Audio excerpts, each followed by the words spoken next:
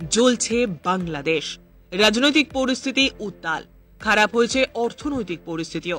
ভিটে ছাড়া হিন্দুরা, হিন্দুদের ওপর যে অত্যাচার হচ্ছে তা কতটা ঘৃণ্য সেটা বর্ণনা করতে গেলেও অস্বস্তি বোধ হচ্ছে বলে জানান ভারতীয় জনতা পার্টির একনিষ্ঠ সৈনিক রাকেশ সাহা। একরাশ বিতৃষ্ণা নিয়ে রং বদল করে বিজেপিতে যোগ দিয়েছেন রাকেশ। শুভেন্দু অধিকারী অর্জুন সিং এর ঘনিষ্ঠ হয়েই গেরুয়া শিবিরে স্বস্তি পেয়েছেন রাজনীতিতে। কিন্তু প্রতিবেশী দেশের ঘটনায় হিন্দুদের ওপর অত্যাচারে মুখ বন্ধ করে আর রাখতে চান না তিনি। বাংলাদেশে যে ঘটনাটা ঘটছে, মানে বিশেষত সংখ্যা লঘুদের উপর ওখানকার যেরকম ভাবে বর্বরচিত আক্রমণ শুরু হয়েছে, এটা কোন রকম ভাবে সমর্থনযোগ্য নয়। এবং আমরা যা দেখেছি যে ডক্টর ইউনুস, যিনি শান্তি পুরস্কার পেয়েছিলেন, নোবেল শান্তির জন্য নোবেল পুরস্কার পেয়েছিলেন, বাট প্র্যাকটিক্যালি যদি আমরা এখন ভার্সনটা দেখি, সেটা পুরোপুরি হয়তো 180 ডিগ্রি চেঞ্জ হয়ে গেছে। কোন রকম ভাবেই এটা সমর্থনযোগ্য নয়। এবং আমি মনে করি যে সমস্ত হিন্দুদের এর বিরুদ্ধে একজোট হওয়া উচিত। কেননা আজকে বাংলাদেশে শুরু হয়েছে, কালকে যে এরকম পশ্চিমবঙ্গে হবে না এর গ্যারেন্টি আপনি বা আমি কেউই দিতে পারি না। আর যেভাবে দিদিমণি দুধেল গাইদের ফেলিসিটেটেড করে যাচ্ছেন, তাতে হয়তো পশ্চিমবঙ্গ আগামী 10 বছর পরে এই অবস্থা হবে। তো ভাববার সময় এসে গেছে। মর্নিং শোজ দ্য ডে হয়তো আজ বাংলাদেশে হয়েছে, কালকে পশ্চিমবঙ্গে হবে। তো আমাদেরকে, হিন্দুদেরকে এর বিরুদ্ধে সরব হতে হবে, একজোট হতে হবে এবং এর প্রতিবাদ তো অবশ্যই করতে হবে। আপনি দেখতে পাচ্ছেন না, আপনি একটা সোজাসুজি ব্যাপার দেখুন, আজকে কলকাতার বুকেই আপনি দেখুন, সংখ্যা লঘু বলতে বলতে একটি বিশেষ সম্প্রদায় যেভাবে সুবিধাপ্রাপ্ত হচ্ছে। আপনি আজকে একটি ছেলে যদি ডানলপ মোড়ে, আমি ডানলপে থাকি, ডানলপ মোড়ে, টবিন রোড মোড়ে যদি হেলমেট ছাড়া যায়, যদি গাড়ি সিট বেল্ট না লাগায়, তাকে পুলিশ ধরছে। কই রাজাবাজারে তো এরকম কিছু হচ্ছে না, কই কামারহাটিতে তো এরকম কিছু হচ্ছে না, মেটিয়াবুরুজে তো এরকম কিছু হচ্ছে না। তো why should they get all the benefits? Because of the political benefits, একটা ছোট্ট বেনিফিট পাওয়ার জন্য একটি সম্প্রদায়কে যেভাবে মানে যথেচ্ছাচার করার পারমিশন দিচ্ছেন সরকার, এটা হয়তো ঠিক না। এবং এটা মানুষ বুঝতে পারছে এবং অবশ্যই এর বিরুদ্ধে মানুষ প্রতিবাদ করবে। দেখুন, তৃণমূলের এখন যারা রয়েছেন তারা নিজেদের ভোট ব্যাংক রক্ষার স্বার্থে সবকিছু করতে পারে। এরা করতে পারে না এরকম কোনো অনৈতিক কাজ বোধহয় এই পৃথিবীতে আর বেঁচে নেই।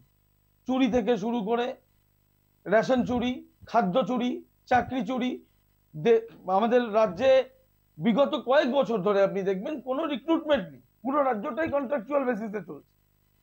তার মধ্যে সংখ্যালঘুদের ফেলিসিটেশন, তা তো বোধের উপর বিস্ফোরণ। আজকে আমরাও তো নিরাপত্তাহীনতায় ভুগছি। আজকে যদি বিগত 2 বছর পরে, 3 বছর পরে, 5 বছর পরে, 10 বছর পরে এভাবেই ফেলিসিটেট করতে থাকে, আমরা যে জায়গাটায় থাকি সেটা এক পাশে কামারহাটি, খুবই কাছে। হ্যাঁ, এখন তো বরানগরের মধ্যেও একটি মসজিদ বানিয়ে দেওয়া হয়েছে তাদেরকে ফেলিসিটেট করার জন্য। তো যাই হোক, তো যেভাবে তাদেরকে প্রায়োরিটিস দেওয়া হচ্ছে, মানে আজকে একটি হিন্দু ছেলে আক্রান্ত হয়েছে, ওনার কাছে সময় নেই, কিন্তু ছেলেটার নাম যদি আব্দুল বা রহিম হতেন, তাহলে হয়তো সবার আগে উনিই যেতেন। শুধু বাংলাদেশই নয়, বরং এই পশ্চিমবঙ্গে যে পরিমাণ দুর্নীতি হচ্ছে তা নিয়েও সোচ্চার হয়েছেন রাকেশ। সরাসরি আক্রমণ শানিয়েছেন তৃণমূলের দিকে। দুর্নীতিতে যে লজ্জার সব সীমা পেরিয়ে গিয়েছে পশ্চিমবঙ্গের শাসক দল, চ্যানেল 10-এর মুখোমুখি হয়ে একান্ত সাক্ষাৎকারে তার ক্ষোভ প্রকাশ করতে পিছু পা হননি। এই নিয়ে তিনি জানান, এ রাজ্যের ক্ষতি যদি কেউ করে থাকেন তারা হলেন মুখ্যমন্ত্রী মমতা বন্দ্যোপাধ্যায় ও অভিষেক বন্দ্যোপাধ্যায়। মানে আলটিমেটলি তো সবই পিসি ভাইপোর খেলা। মানে এ ব্যাপারে কিছু কমেন্ট করা হয়তো, দেখুন মানে আমাদের, বা যেহেতু আমি ওই দল থেকে বিলং করি না এখন, তো আমাদের মানে এখতিয়ারের বাইরে। তবে পশ্চিমবঙ্গের মানুষ পুরো খেলাটা বুঝতে পেরে গেছে যে এই জিনিসটা পিসি ভাইপোর আইওয়াজ ছাড়া আর কিছু না, সাধারণ মানুষকে বোকা বানানো ছাড়া। পশ্চিমবঙ্গের এখন যা অবস্থা, মানুষের কাছে চাকরি নেই, চাকরি এনারা দিতেও পারবেন না এবং দিতে চায়ও না। এনারা যেটা চায় যে ভাতা দিয়ে মানুষকে কিনে নিতে। তো এটা হতে পারে না। একটা শিক্ষিত সম্প্রদায়, যুব সম্প্রদায়, তারা চাকরি চায়, তারা ভাতা চায় না। তো পশ্চিমবঙ্গে এখন আরো কর্মসংস্থান আনতে হবে এবং তার জন্য আমি মনে করি যে পরিবর্তন দরকার, পরিবর্তন করতে হবে। পরিবর্তন না হলে হয়তো পশ্চিমবঙ্গের, আমরা একটা সময় যেটা বলতাম যে what Bengal things today India things tomorrow, হয়তো ওই গাটস এন্ড গ্লোরি পশ্চিমবঙ্গ হারিয়ে ফেলছে। তো পরিবর্তন ইমিডিয়েট করতে হবে। এই 2026-এই মানুষকে পরিবর্তন করতে হবে, মানুষের স্বার্থে, পশ্চিমবঙ্গবাসীদের স্বার্থে মানুষকে পরিবর্তন করতে হবে। তিলোত্তমার মৃত্যু এই দুর্নীতিরই ফল বলে মনে করেন এই তরুণ তুর্কি। তিনি পরিষ্কার জানান, এখানে আইনের শাসন নেই, রয়েছে শাসকের আইন। তা না হলে একজন চিকিৎসককে এভাবে মৃত্যুবরণ করতে হলো।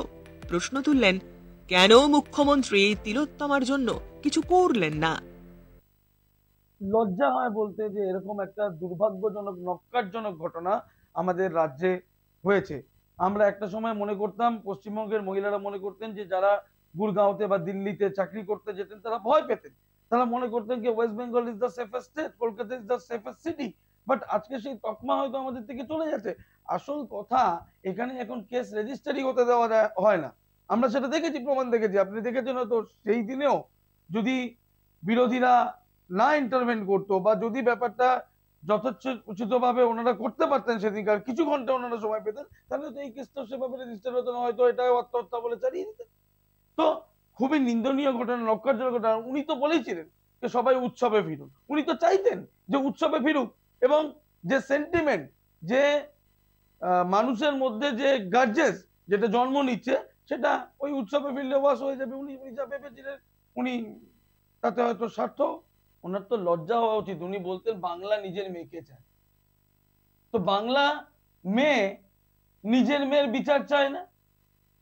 ওনাকে তো আমি প্রশ্ন করতে চাই যে আপনি বাংলার মেয়ে হয়ে বাংলার আরেকটি মেয়ের বিচার চান না? আপনি নিজে পুলিশ মন্ত্রী, আপনি নিজে স্বাস্থ্যমন্ত্রী, আপনি নিজে মুখ্যমন্ত্রী, ল অ্যান্ড অ্যাডমিনিস্ট্রেশন আপনার হাতে। আপনি নিজে থেকে বাংলার একটি মেয়ের যার বর্বরতার, তার উপর যে বর্বরচিত আক্রমণ, যে বর্বরচিত ঘটনা হয়েছে, তার বিচার আপনি দিতে পারেননি, তার বিচার আপনি চাননি, আপনি তার সদুত্তর চাননি। পশ্চিমবঙ্গে সবাই সুবিধাবাদী নয়, সবাই দুর্নীতিগ্রস্তও নয়। তাই রাকেশ সাহার মতো তরুণ তুর্কি আজও শাসক দল ছেড়ে বেরিয়ে আসার সাহস পান। যাই হয়ে যাক, লড়াই থামাবেন না বলেই মত বিজেপি সৈনিক রাকেশের। Bureau report, channel 10।